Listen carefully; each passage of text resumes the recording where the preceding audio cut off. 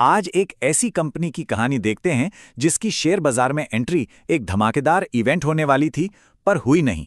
बल्कि जो हुआ वो बाजार का एक ऐसा असली सबक है जिसे समझना बहुत जरूरी है। सोचिए, एक कंपनी अपने सबसे बड़े दिन के लिए पूरी तरह से तैयार है और अचानक उसे अपनी पूरी की पूरी स्ट्रैटेजी ही बदलनी पड़ जाती है। यही कहानी है इनोविजन लिमिटेड की।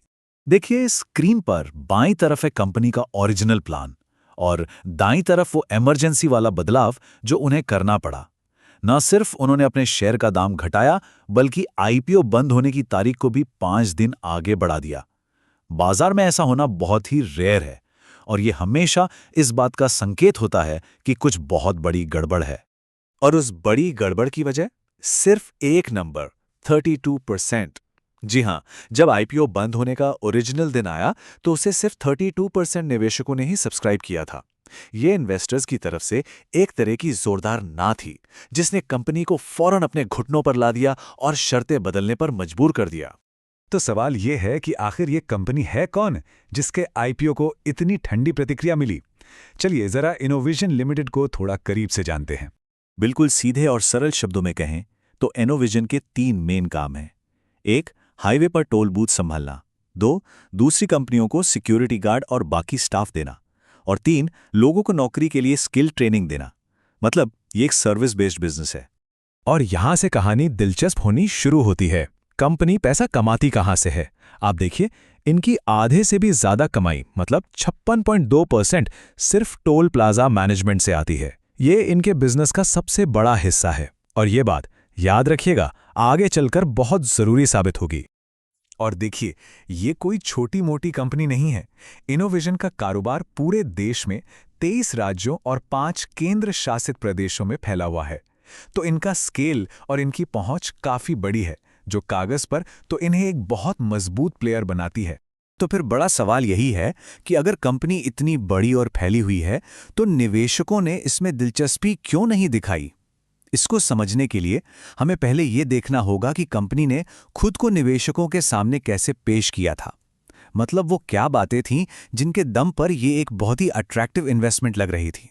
सबसे पहली और सबसे ध्यान खींचने वाली चीज थी इनकी ग्रोथ। जरा देखिए, सिर्फ 3 साल में कंपनी का रेवेन्यू 258 करोड़ से बढ़कर लगभग 900 करोड़ हो गया। ये एक जबरदस्त मतलब विस्फोटक ग्रोथ है जो किसी भी इन्वेस्टर का ध्यान अपनी ओर खींच लेगी। और बात सिर्फ रेवेन्यू ग्रोथ की नहीं थी, कंपनी के फाइनेंशियल नंबर भी काफी दमदार दिख रहे थे। इनका रिटर्न ऑन इक्विटी और रिटर्न ऑन कैपिटल एम्प्लॉयड अपनी इंडस्ट्री में सबसे ज्यादा था।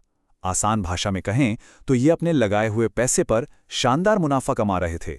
साथ में बड़ा ऑपरेशनल स्केल, 14,000 से ज्यादा कर्मचारी और 180 से ज्यादा क्लाइंट्स, मतलब ऑन पेपर सब कुछ परफेक्ट लग रहा था। तो अगर सब कुछ इतना ही अच्छा था तो फिर गड़बड़ कहाँ हुई? चलिए अब कहानी के दूसरे पहलू पर नजर डालते हैं।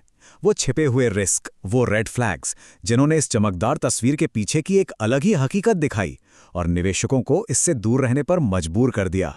और सबसे बड़ा, सबसे खतरनाक रिस्क वो इस एक नंबर में छिपा है, 56.14%। यह कंपनी के टोटल रेवेन्यू का वो हिस्सा है जो सिर्फ और सिर्फ एक client, national highway authority of India यानी NHAI से आता है। इसका मतलब कंपनी की आधी से ज्यादा कमाई पूरी तरह से बस एक ही ग्राहक पर निर्भर है। इसे फाइनेंस की भाषा में कहते हैं क्लाइंट कॉन्सेंट्रेशन रिस्क। ये कुछ ऐसा है जैसे अपनी सारी उम्मीदें किसी एक ही चीज से लगा लेना। जब आपका पूरा बिजनेस एक ही क्लाइंट के भरोसे चल रहा हो तो आप बहुत ही नाजुक स्थिति में होते हैं। अगर उस एक क्लाइंट के साथ जरा सी भी ऊंच नीच हो गई तो आपका पूरा बिजनेस ही खतरे में पड़ सकता है। और इनोविजन के मामले में तो चीजें पहले से ही गलत दिशा में जा रही थीं।